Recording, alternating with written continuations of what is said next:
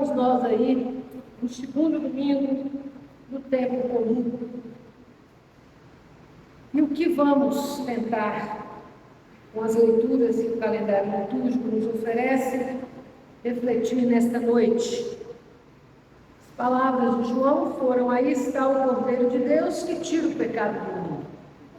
E agora eu acrescento na minha mensagem: venham, vejam e permaneçam nele. Vocês vão ver o porquê desta mensagem de hoje. Também a liturgia nos convida a lermos a primeira carta aos Coríntios. Primeira carta aos Coríntios, capítulo 1. Comecinho da primeira carta aos Coríntios. Nós vamos ler alternadamente também esses 9 versículos desta primeira carta aos Coríntios. Alternadamente, então. Eu, Paulo, que fui chamado pela vontade de Deus para ser apóstolo de Cristo Jesus, escrevo junto com o irmão Sóstenes esta carta à igreja de Deus que está na cidade de Corinto.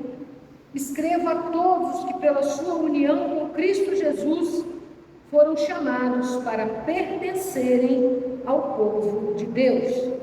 Esta carta é também para aqueles que em todos os lugares adoram o nosso Senhor Jesus Cristo, Senhor deles e nosso. Que a graça e a paz de Deus, nosso Pai, e do Senhor Jesus Cristo, estejam com vocês. Eu sempre agradeço ao meu Deus por causa da graça que Ele tem dado a vocês por meio de Cristo Jesus. Vocês sabem muito com Cristo Jesus.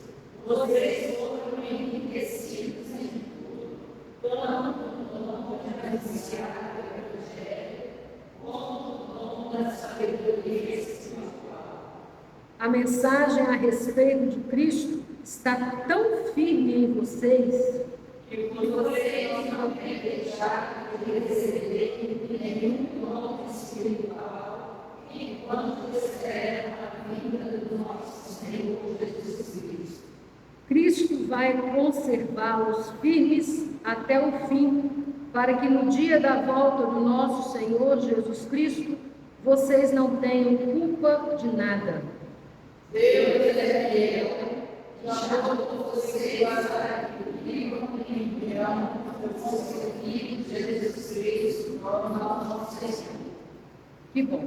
Assim como Paulo escreve essas palavras com essa alegria, também eu manifesto a minha alegria de ter diante de mim irmãos, irmãs que também têm a sua vida firmada no nosso Senhor Jesus Cristo. Que seja isso sempre uma alegria para nós, uma bênção para nós, sabermos que fomos chamados para viver em união com Cristo. Não podemos nunca deixar de ter a alegria de saber isso. Fomos chamados para viver em união com Cristo Jesus. E o primeiro sinal desse chamamento é o nosso batismo. Quando os nossos pais reconhecem a alegria e a bênção que é viver unido com Cristo Jesus, traz também os seus filhos para, da mesma maneira, introduzi-los nessa alegria de viver unido com Cristo Jesus. Por isso, no domingo passado, nós vimos na liturgia o batismo de Jesus. Porque o tempo comum, ele inicia exatamente assim, nos rememorando dessa alegria, que somos povo unido em Cristo Jesus. E o sinal maior dessa união é o nosso batismo. Então, queridos, neste segundo domingo do tempo comum, o Evangelho de Mateus. Hoje me foi feita a pergunta: pastora, qual é o evangelho deste ano que está norteando as nossas leituras? E aí respondemos, é o evangelho de Mateus. Então nós estamos no tempo litúrgico do ano chamado ano A, que é o evangelho de Mateus, o orientador para as nossas leituras a cada domingo da nossa liturgia. Então, queridos, vamos de pé abrir lá o evangelho de João, porque vocês vão entender depois o evangelho de João. É que essas primeiras instruções, elas chegam para nós de maneira geral e mais explícita, nós vamos ver ela hoje no evangelho de João. Então, João, capítulo 1 de João, desde o versículo 29.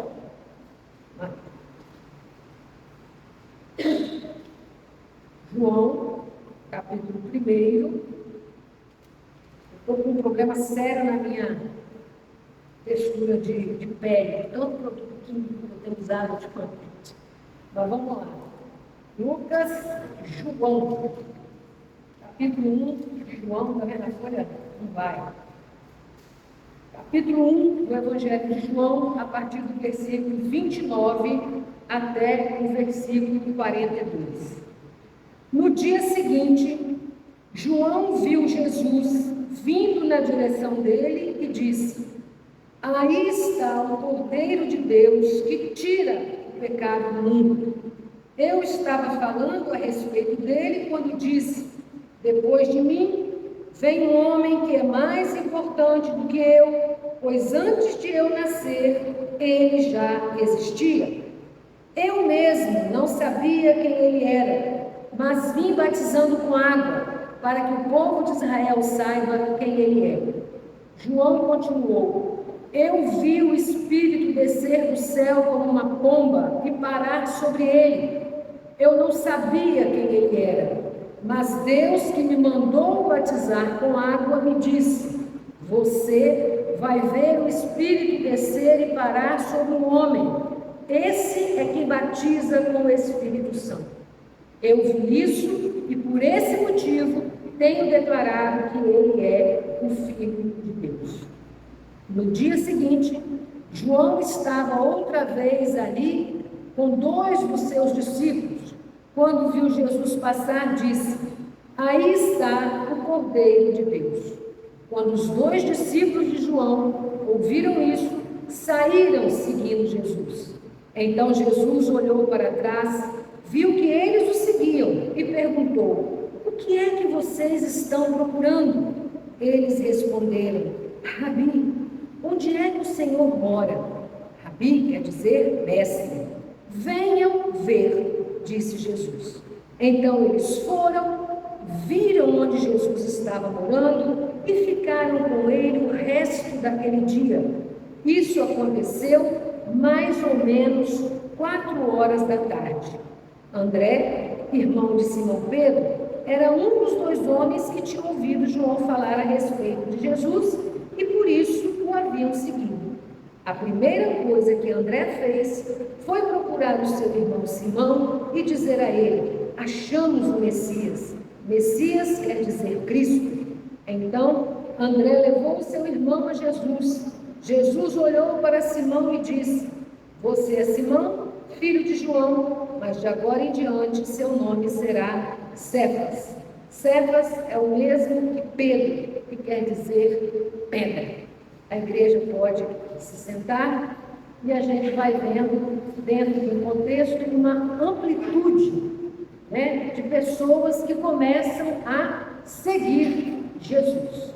Mas vamos então recordar o que dizíamos logo no início. Encerramos o ciclo do Natal e iniciamos o tempo comum. Eu sempre peço, aquele quadrinho que está ali no corredor, não é simplesmente para enfeitar. Passem por ali, olhem o quadro que está ali, temos um ano litúrgico lá todinho, os seus tempos, as suas festas, tudo ali discriminado. Então, o tempo comum, o período mais longo do ano litúrgico, se vocês virem ali onde que aponta o tempo comum, vocês vão ver uma grande parte ali daquele círculo sendo tomado pelo chamado tempo comum. Então, ele é um período mais longo. À primeira vista, o nome pode sugerir algo simples: tempo comum, um tempo simples, um tempo rotineiro. Mas tempo comum é tudo menos comum. Ele é um tempo de formação.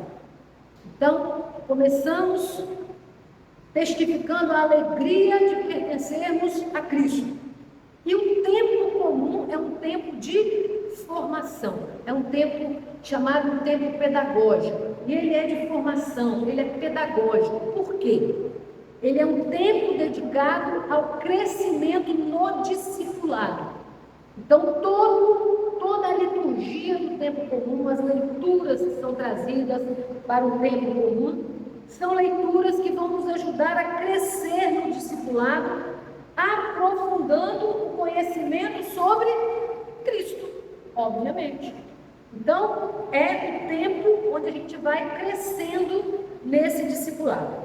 Depois, então, de celebrarmos o nascimento daquele menino Deus que nós celebramos aqui, somos convidados agora a contemplar quem é Jesus. Quem é Jesus em sua missão? O Jesus agora adulto. Aquela criança do Natal, ela cresce. Aquela criança do Natal cresce.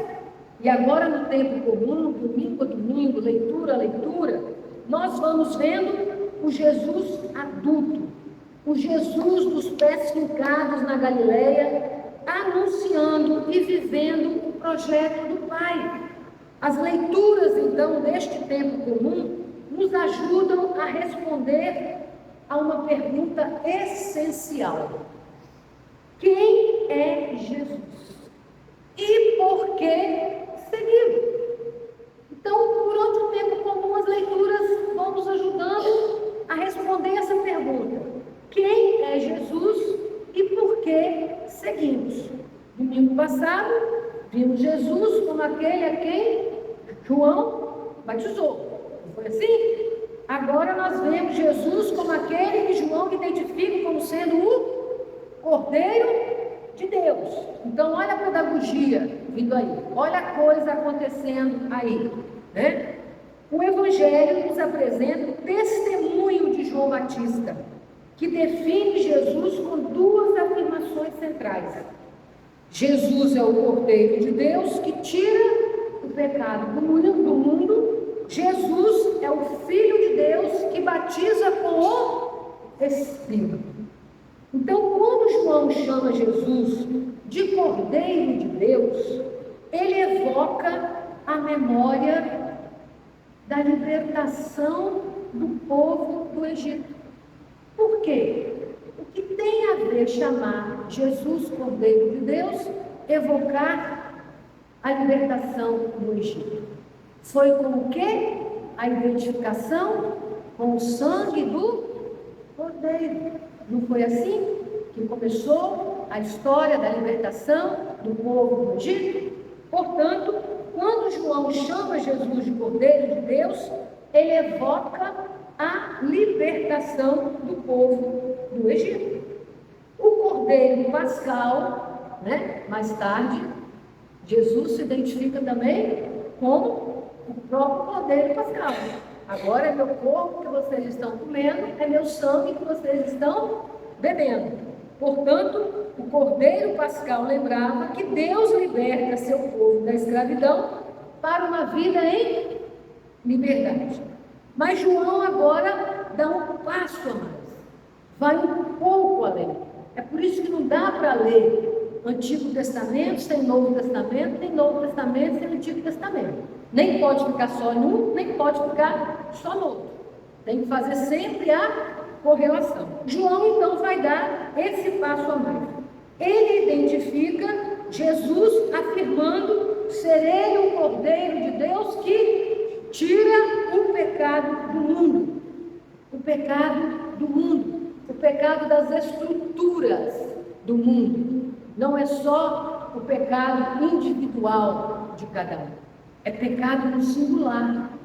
É o Cordeiro de Deus que tira o pecado do mundo, afasta tudo aquilo que vem em contrário à vontade de Deus, o Cordeiro de Deus há de afastar. Portanto, não são apenas pecados individuais, mas o pecado que está na raiz de todos os outros pecados. Tudo aquilo que rompe relações de comunhão, tudo aquilo que rompe a própria comunhão, que destrói a comunhão, que endurece o coração e se manifesta na injustiça do mundo, na violência do mundo, na exclusão, na opressão. Tudo isso, João identifica o Cordeiro como sendo aquele que afasta o pecado do mundo. Jesus, então, vence esse pecado.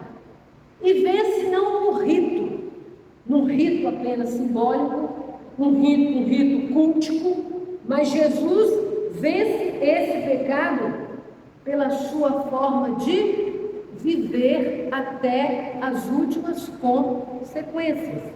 No modo de viver, no serviço, na humildade, no amor que se entrega até o fim. O amor que se entrega pela vida dos outros. E é por isso que ele é reconhecido como o Filho amado, aquele sobre quem o Espírito permanece. Diante desse Jesus é que nasce o chamado de cada um de nós. Ou seja, para ir a esse Jesus que chega o chamado a cada um de nós. O tempo comum, portanto, é um tempo vocacional. Por isso que a primeira leitura aqui já é introduzindo os discípulos, porque começa um tempo vocacional. O Evangelho nos mostra o chamado dos primeiros discípulos, despertado a partir do testemunho de João. Quem encontra Jesus não guarda essa experiência para si. Agora nós vamos vendo a rede se ampliar, né? André vai para João, André chama seu irmão Simão, Filipe chama Natanael, o discipulado vai crescendo. Se a gente for dando continuidade, a gente vai vendo o discipulado crescendo. E cresce por meio do testemunho de quem? De quem permaneceu com Jesus. Então, vem, veja e permaneça. Só será testemunha para alguém aquele que permanecer em Jesus Cristo. E então ouvimos as primeiras palavras de Jesus no Evangelho de João. Quais foram as primeiras palavras?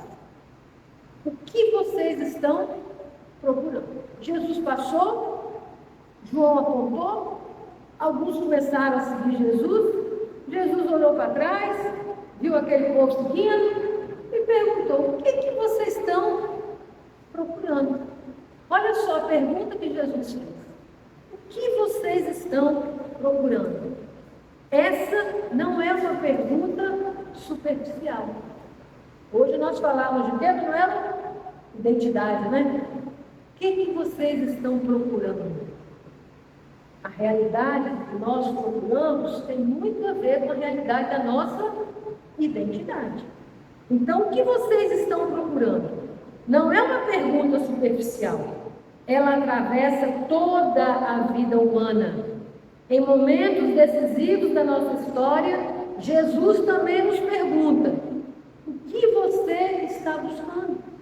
Como que eu perguntar? Qual o sentido da vida para você? E nos foi perguntado aqui hoje também, na dinâmica dos jovens na escola dominical, como é que foi? Se teve algum momento, né, na sua vida que impactou. Então, esse impactou ali é como se estivesse perguntando assim: em que momento da sua vida você respondeu para Jesus essa pergunta aqui? O que você está procurando? O que você quer? O que você quer da vida, né? O que vocês estão procurando? E a resposta dos discípulos revela o desejo mais profundo do coração. Parece um diálogo meio truncado aqui, né? Jesus pergunta: o que vocês estão procurando? Como é que os discípulos responderam? Mestre, onde você mora? Bom, pensa num diálogo assim, se a gente consegue fazer conexão num primeiro momento. Tipo, o negócio meio camelar, né? Jesus olha para trás, quem vocês estão procurando? Aí os discípulos perguntam, mestre, onde você mora? Então a gente vai vendo agora como é que essas coisas vão tomando uma forma que vai resultando numa conexão profunda. Por quê? Quando eles perguntam, né, mestre, onde você mora? Eles não querem uma teoria abstrata de Jesus, como se fosse algo passageiro, não. Mestre, onde você mora? Qual é o lugar que mais dá segurança para a gente? Qual é o lugar que a gente mais se sente seguro? Não é na nossa casa? Então, olha como é que começa a ganhar sentido, né? Mestre, onde você mora? O que vocês estão procurando? Eu quero segurança. Né? Mestre, onde você mora? É como quer dizer assim, se você tem segurança, então eu acho que eu também vou atrás disso aí que você é capaz de me dar. E aí o diálogo vai crescendo, né? Então eles não querem apenas uma teoria sobre Jesus, mas eles querem uma comunhão, uma segurança de que ao se aliar a Jesus, estão realmente encontrando algo de significativo para eles. E Jesus simplesmente fala o quê? Venham e vejam. Então, olha como é que o diálogo começa. O que vocês estão buscando? Mestre, onde você mora? Venha e veja. Então, Jesus responde com um convite. Venha e veja.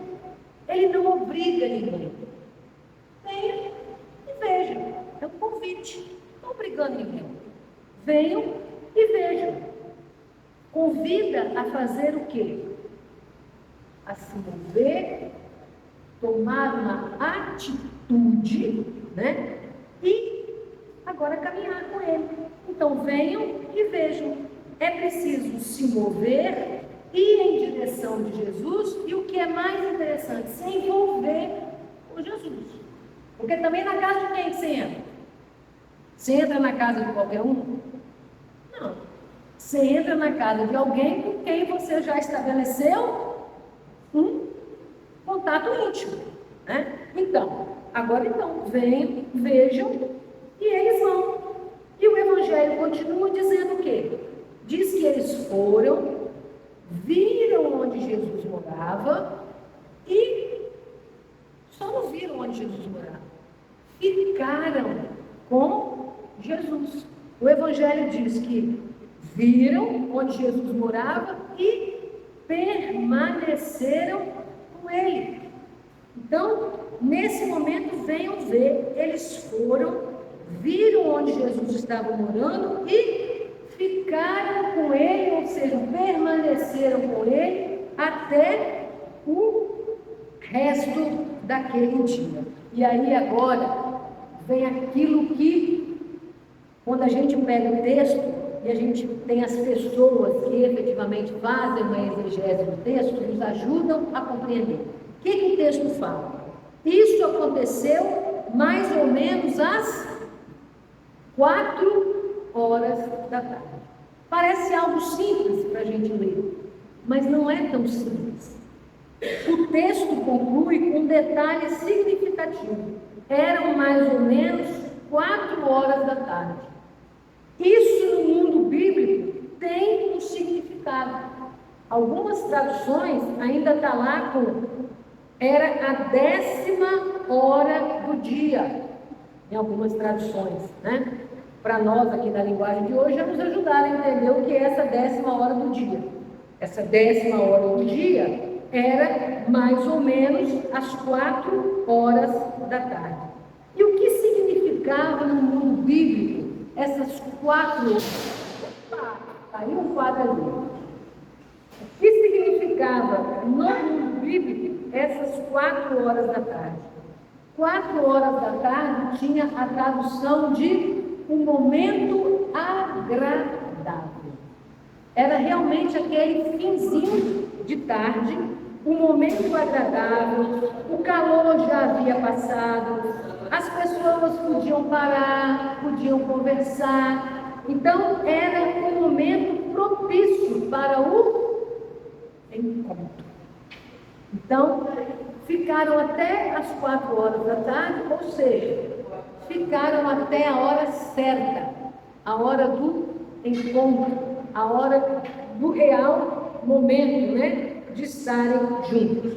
Então, simbolicamente, indica que o encontro com Jesus acontece no tempo certo, quando a pessoa está disposta a ir e ver e permanecer.